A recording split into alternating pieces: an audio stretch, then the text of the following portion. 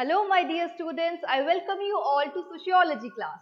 आज हम डिस्कस करेंगे सैंपल क्वेश्चन पेपर के question and answers class 12 students के लिए फॉर टर्म 1 एग्जामिनेशन सोशियोलॉजी के। अपने लास्ट सेशन में हमने डिस्कस करा था entire format along with the marking scheme, जिसमें कि हमने डिटेल एनालिसिस किया था सैंपल क्वेश्चन पेपर का। ऑलराइट, इन केस अगर आप लोगों ने वो वीडियो नहीं देखी है तो जरूर जाकर देखिए and do not forget to like and subscribe the channel learn करो क्लास 11 and 12। और मैं हूँ श्रेया, आपकी एजुकेटर। चलिए स्टार्ट करते हैं।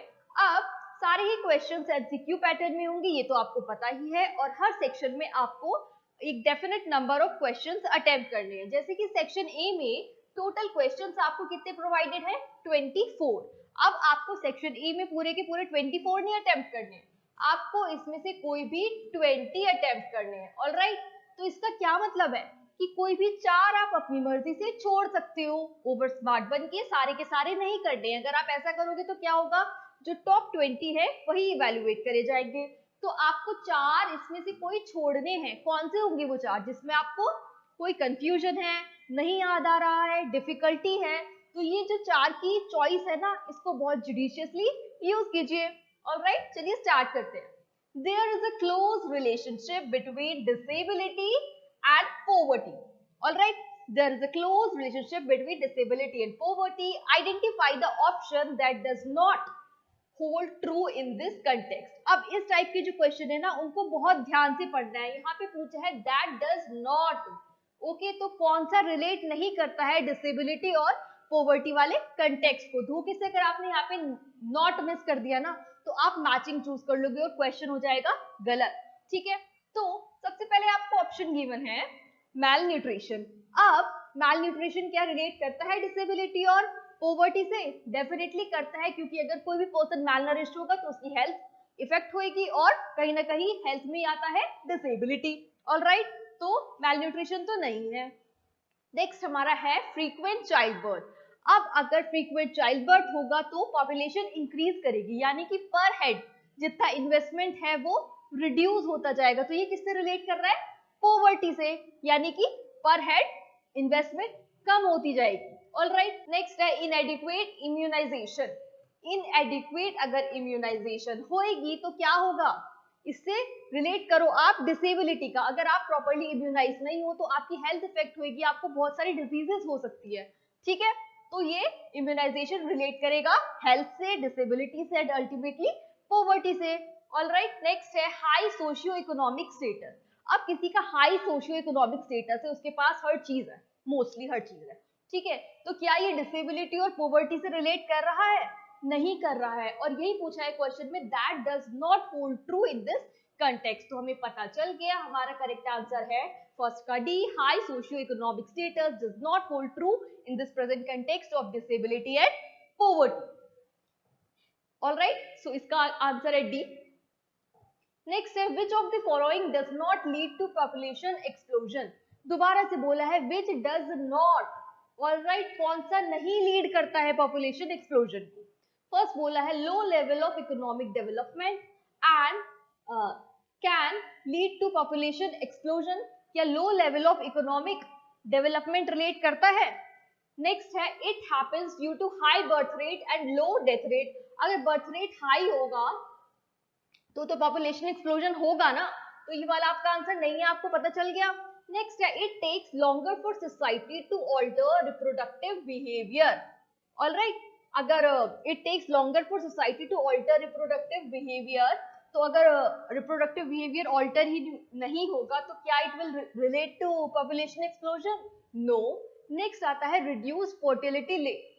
अब अगर फर्टिलिटी रेट रिड्यूस होएगा तो पॉपुलेशन एक्सप्लोजन होएगा? नहीं होएगा। फर्टिलिटी रेट अगर लो है तो पॉपुलेशन एक्सप्लोजन कैसे होगा? नहीं होगा। और यही क्वेश्चन में पूछा है which of the following does not lead to. तो अगर फर्टिलिटी रेट कम होगा तो फिर पॉपुलेशन एक्सप्लोजन नहीं हो सकती। तो सेकंड का आंसर हो गया डी।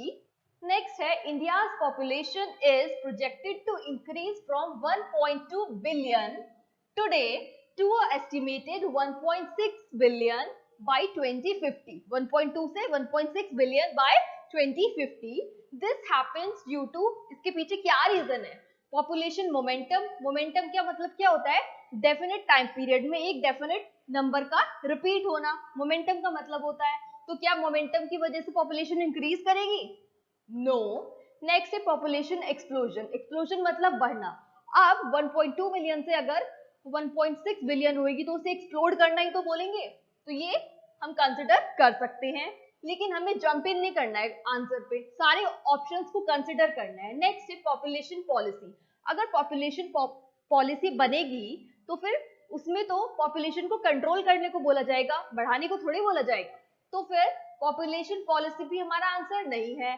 अब नेशन बनाती है population policy, so national health policy, national health policy बनेगी अगर, तो फिर वो भी क्या वर्क करेगी, वो वर्क करेगी पॉपुलेशन को कंट्रोल करने में। ऑलराइट, तो ये भी हमारा आंसर नहीं है।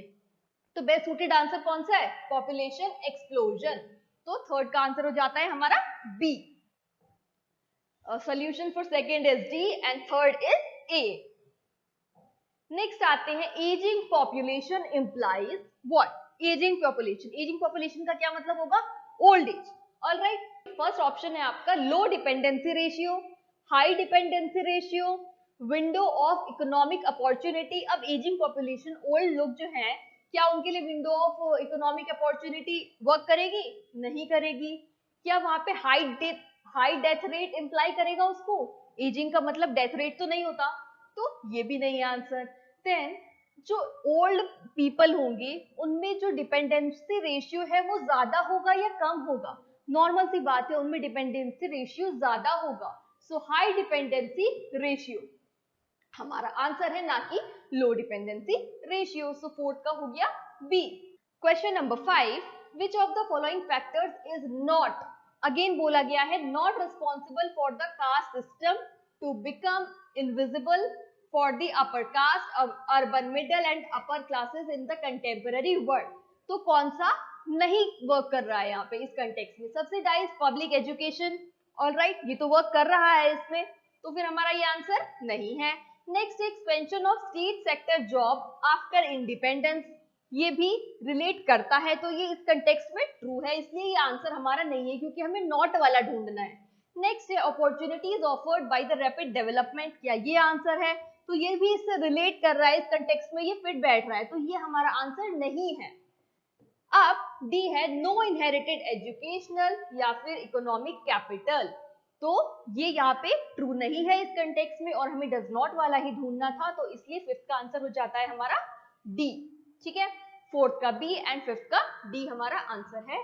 नेक्स्ट है the newly married couple stage with the groom's parents, which form of family is this? Patrilocal, neolocal, matrilocal या फिर एवेंक्यूलोकल? तो अब सोशियोलॉजी में कितनी बार ये टर्म्स यूज हुए हैं, पेट्रीलोकल, पेट्रीलिनियल, मेट्रीलोकल, मेट्रीलिनियल। आई एम श्योर कि आप सब इससे फेमिलियर होंगे। तो यहाँ पे बोला है ग्रूम्स पेरेंट्स, ऑलराइट, यानी कि फादर के साइड वाले, तो इसका हमारा आंसर है पेट्रीलोकल। अगर यहाँ पे मदर होता तो क्या बोलते हैं हम उसको, मेट्रीलोकल। ठीक है, न्यू लोकल कौन सा होता है? न्यू लोकल का मतलब होता है ना पेरेंट्स की साइड ना मदर की side to a new place, alright. Matrilocal मैंने आपको बताया मदर की साइड जब होता है। एंड एवेंक्यूलोकल कौन सा होता है? मैटरनल अंकल के साथ जब रेजिडेंस होता है। ठीक है, आपको पता चल गया यहाँ पे है क्योंकि फादर साइड ग्रूम्स पेरेंट्स, तो पेट्रीलोकल।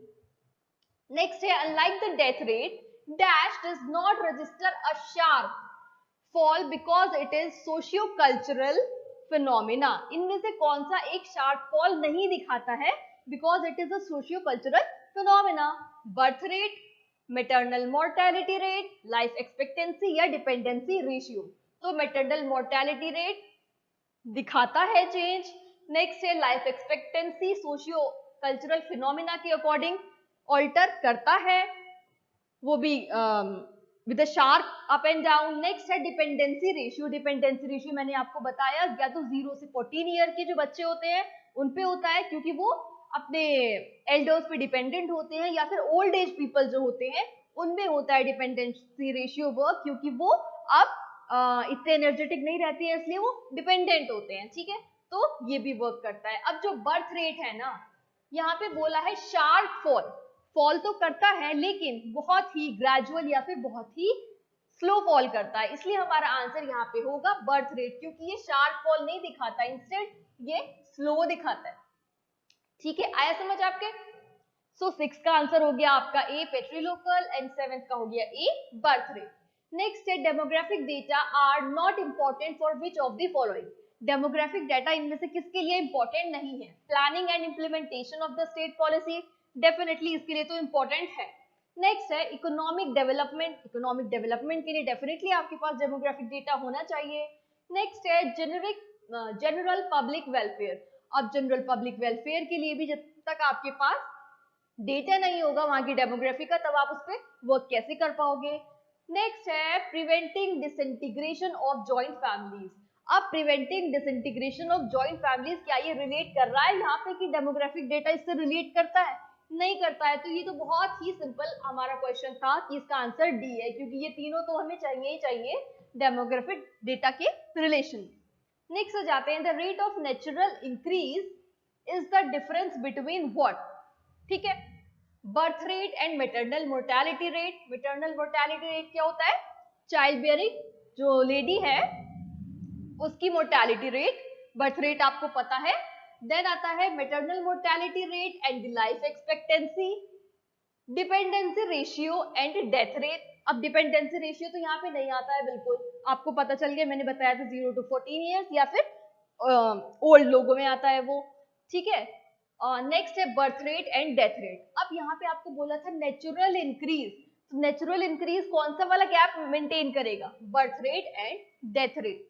थोड़ा सा आपको अपना लॉजिक यूज करना है, इससे आपको डायरेक्टली रिलेटेबल लगेगा। The rate of natural increase is the difference between number of birth rate and number of death rate. Alright, तो इसमें आपका आंसर हो गया डी।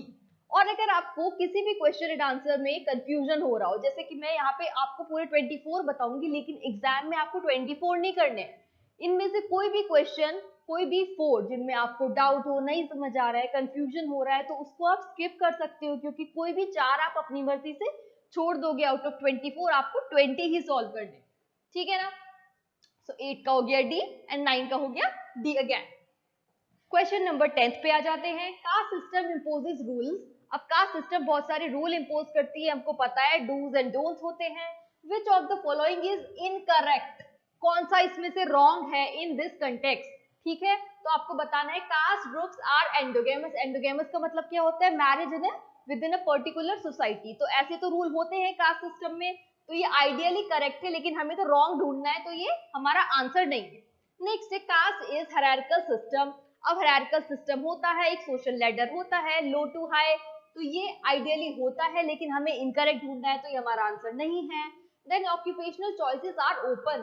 क्या ऑक्यूपेशनल चॉइसेस ओपन होती है अकॉर्डिंग टू कास्ट? नहीं, अकॉर्डिंग टू कास्ट जो है आपके ऑक्यूपेशंस बटे हुए होते हैं, इसलिए ये ट्रू नहीं है, ये ट्रू नहीं है। Next are there are restrictions on food sharing. तो ये भी होता है, लेकिन हमें तो इनकरेक्ट ढूंढना था, तो हमारा आंसर हो गया C, occupational choices are open, जबकि ओपन नहीं होती है according to a particular caste, आप पर्टिकुलर वर्क करते हो। नेक्स्ट है how did the British try to understand the complexity of the caste system. Britishers ने कैसे जाना था complexity of the caste system? कौन से प्रोसेस से? इंटरव्यू से। क्या उन्होंने इंटरव्यूज लिए थे लोगों के? नहीं। सर्वे हो सकता है। Participant observation. पार्टिसिपेंट ऑब्जर्वेशन क्या होता है? किसी भी केस को स्टडी करने के लिए आप उसमें एक मेंबर बन जाओ, तो क्या वो इंडियन सोसाइटी में मेंबर बन गए थे, उसको पार्टिसिपेंट ऑब्जर्वेशन बोलेंगे? नहीं। नेक्स्ट है इंटरव्यू एंड पार्टिसिपेशन ऑब्जर्वेशन, यानी कि ये और ये इंटरव्यू तो हुआ ही नहीं था ना, तो हमें पता है ये नहीं है। तो उन्होंने क्या करा था? उन्होंने करा था सर्वे। सर्वे का मतलब क्या होता है? Detailed analysis, close observation. Alright, उन्होंने बहुत क्लोजली ऑब्जर्व किया था, उसे बोलेंगे सर्वे। सो 10 का हो गया सी एंड 11 का बी। नेक्स्ट जाते हैं two broad sets of issue have been most important in giving rise to tribal movement. Tribal movement के राइज में दो बहुत इंपॉर्टेंट फैक्टर्स आते हैं। क्या? Control over vital economic resources, जिसमें क्या आता है कि उस पर उनका अधिकार होना चाहिए, उस एरिया में जहाँ पे ट्राइबल्स रहते हैं वहां पे बहुत सारे मिनरल्स और ओर्स निकलते हैं, तो उसको ऐसे कोई और ना ले ले, अगर वो उनके एरिया में है तो कौन यूटिलाइज करेगा उसको? Tribals and dash. तो अब दूसरा रीजन आपको यहाँ पे बताना है issue relating to matters of ethnic cultural identity. हाँ, ये हो सकता है क्योंकि क्या वो मेंटेन करना चाहते थे अपने राइट्स, अपने कस्टम जो कि उनकी एथनिक आइडेंटिटी को रिलेट करें। ऑलराइट, नेक्स्ट है ग्लोबलाइजेशन, कोलोनियलिज्म या सेक्युलराइजेशन। अब ये तीनों ही वर्ड्स बहुत ज्यादा आप पढ़ चुके हो, इसलिए तीनों का मीनिंग आपको पता है। तो ग्लोबलाइजेशन यहाँ नहीं है, कोलोनियलिज्म तो बिल्कुल भी नहीं है, एंड नेक्स्ट है सेक्युलराइजेशन। ऑलरेडी वो लोग इतने सिक्लूडेड हैं, क्या वो सेक्युलराइजेशन और चाहेंगे? नहीं चाहेंगे। तो हमारा आंसर कौन सा हो जाता है?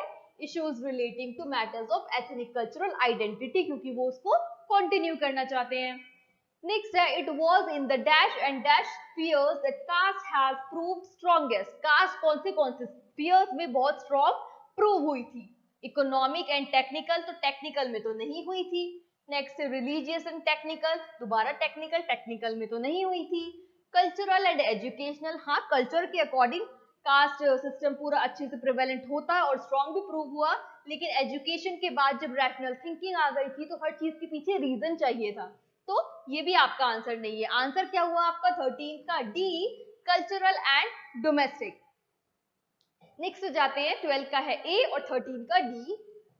नेक्स्ट है 14 question, just like caste in India, race in South Africa stratifies society into a hierarchy, this system is called dash. इस सिस्टम को हम क्या बोलते हैं? कास्टिज्म, अपार्थीड, ट्राइबलिज्म या अनटचेबिलिटी। अब अनटचेबिलिटी तो इसको नहीं बोलते हैं, आपको पता है। ट्राइबल्स किससे रिलेट होता है? टू शेड्यूल्ड ट्राइब्स, तो यहाँ पे ये भी नहीं आता। कास्टिज्म यूज होता है उसके लिए, अपार्थीड। हम सबको पता है कि जो मूवमेंट साउथ अफ्रीका में हुआ उसको क्या नाम दिया गया?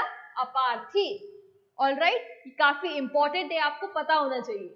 नेक्स्ट है the service and artisanal caste who occupied the lower rungs of the caste hierarchy are referred to as. तो अब इसको कौन से टर्म से हम रेफर करते हैं? Service and artisan caste. अब अगर आप डायरेक्ट लोअर रंग्स पढ़ लोगे ना तो आप इसमें से लोअर ढूंढने पड़ोगे, लेकिन यहाँ पे क्या बोला है? The service and artisanal caste. ठीक है, तो क्वेश्चन को बहुत विजिलेंट होके आप पढ़ो। नेक्स्ट है क्या उसको आप दलित बोलोगे, शेड्यूल्ड ट्राइब बोलोगे, बोहराज बोलोगे या ओबीसीज बोलोगे? मान लो आपको अब याद नहीं आ रहा, कंफ्यूज हो गए, तो आप देखो कौन कौन सा नहीं हो सकता। सबसे पहले, क्या दलित को आप सर्विस क्लास में काउंट करोगे? नहीं करते थे लोग। शेड्यूल्ड ट्राइब को करते थे सर्विस या फिर आर्टिसनल कास्ट प्रोवाइड होता था उनको? नहीं होता था। अब ये जो बोरास कास्ट गिवन है और यहाँ बोला है लोअर रंग्स, तो ये लोअर कास्ट में नहीं काउंट होता।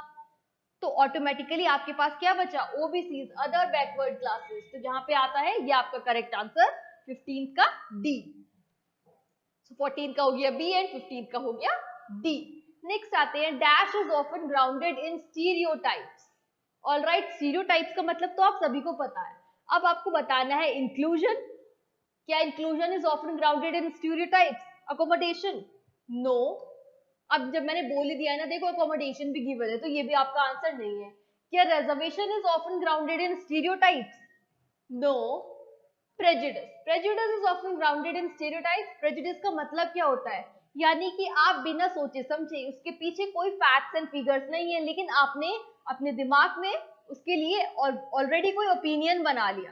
ठीक है, उसको बोलते हैं prejudice is often grounded in stereotypes, यानी कि कोई रीजन नहीं है, आपने ऐसी कोई मान्यता है और उसको ऐसे ही मान लिया विदाउट उसके कोई फैक्ट फिगर या उसका बेस क्या है ये जाने हुए।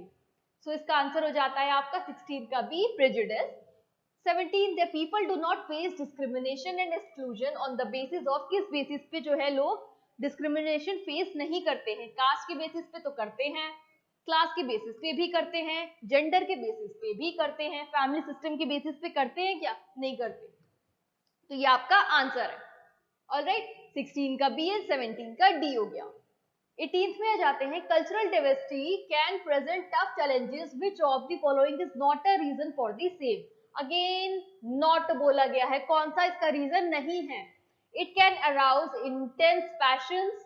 अब इंटेंस पैशन से टफ चैलेंज को तो रिलेट किया जा सकता है, तो ये हमारा आंसर नहीं है। It can often mobilise large number of people. Large number of people का मोबिलाइजेशन होगा तो चैलेंज तो और टफ ही होगा ना, तो ये भी आपका आंसर नहीं है। नेक्स्ट है cultural identities are not significant. First में बोला है cultural diversity can present tough challenge और फिर बोल दिया cultural identities are non significant, तो इसका ऑपोजिट हो गया ना, तो यहाँ पे आपको ये डाउटफुल में हम रख सकते हैं कि ये आंसर हो सकता है। नेक्स्ट है cultural differences are accompanied by economic and social inequalities, तो डेफिनेटली ये सब साथ में चलते हैं, तो ये भी हमारा आंसर नहीं है। अब आपका इसका 18 का आंसर सी हो गया, क्योंकि ये जो स्टेटमेंट्स है ना, यही दोनों इसके रिलेट कर रहे हैं कि हमारा आंसर 18 का सी है। नेक्स्ट हो जाते हैं, dash is the most recent significant initiative of the civil society which makes the state accountable to the nation and its people. MNREGA, Beti Bachao, Beti Padhao, RTI या फिर नेशनल हेल्थ पॉलिसी। ठीक है, अब किससे रिलेट करना है आपको? नेशन एंड इट्स पीपल, तो ये तो रूरल एम्प्लॉयमेंट के लिए होता है, इसलिए ये आपका आंसर नहीं है। नेक्स्ट, बेटी बचाओ बेटी पढ़ाओ गर्ल चाइल्ड से रिलेट हो गया, इसलिए ये भी आंसर नहीं है। देन आरटीआई क्या है? राइट टू इंफॉर्मेशन, ये आंसर हो सकता है। नेक्स्ट है नेशनल हेल्थ पॉलिसी, सिर्फ हेल्थ से ये रिलेट कर रहा है, इसलिए ये भी आपका आंसर नहीं है। तो आपका आंसर क्या हुआ? राइट टू इंफॉर्मेशन, आरटीआई, यानी कि right to information nation and its people को एड्रेस करेगा of each and every individual. 18 का हो गया सी है, 19 का भी सी है। 20 है language coupled with dash and dash have provided the most powerful instrument for the formation of ethno-national identity in India। ethno-national का क्या मतलब होता है?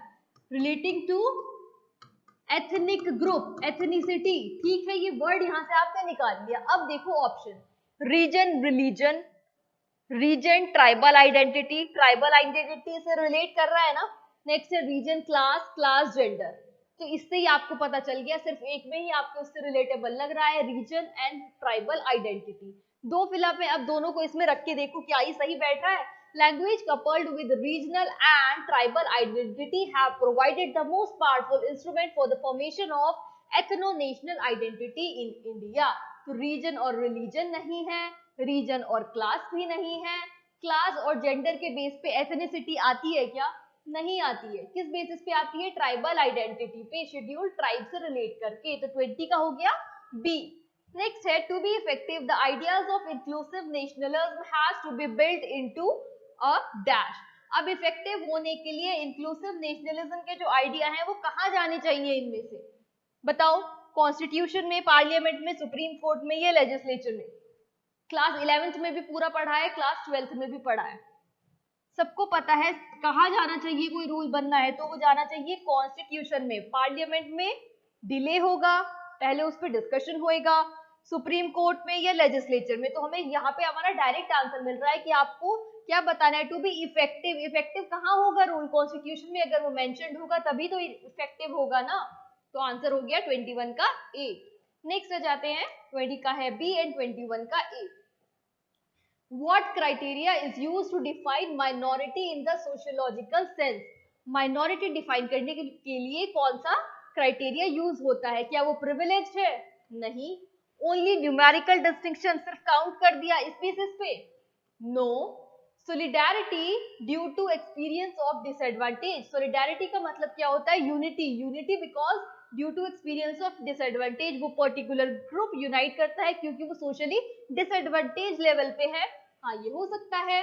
नेक्स्ट है इंडिविजुअलिज्म, क्या इस वजह से? नहीं। तो आपको आपका 22 का आंसर मिल गया है सी, यूनिटी या solidarity due to experience of disadvantage. Next है दैट स्टेट ऑफर्ड लिमिट और abolish civil liberties. Which state की सिविल लिबर्टीज अबॉलिश कर दी जाए, हटा दी जाए या लिमिट कर दी जाए? अथॉरिटेरियन। अथॉरिटेरियन हाँ हो सकता है। अथॉरिटेरियन का मतलब क्या होता है? डिक्टेटरशिप। नेक्स्ट है डेमोक्रेटिक। डेमोक्रेटिक में क्या होता है? For the people, by the people. तो ये आपका आंसर नहीं है। सिविल सोसाइटी में लिमिट क्यों करेंगे भाई राइट्स को? तो ये भी नहीं है। और अगर लिबर्टी प्रोवाइड कर दी जाएगी तो सिविल लिबर्टी अबॉलिश थोड़ा हुई, वो तो और ज्यादा मिल गई ना। तो ये भी आपका आंसर नहीं है। 23rd का हो गया आपका ए, अथॉरिटेरियन।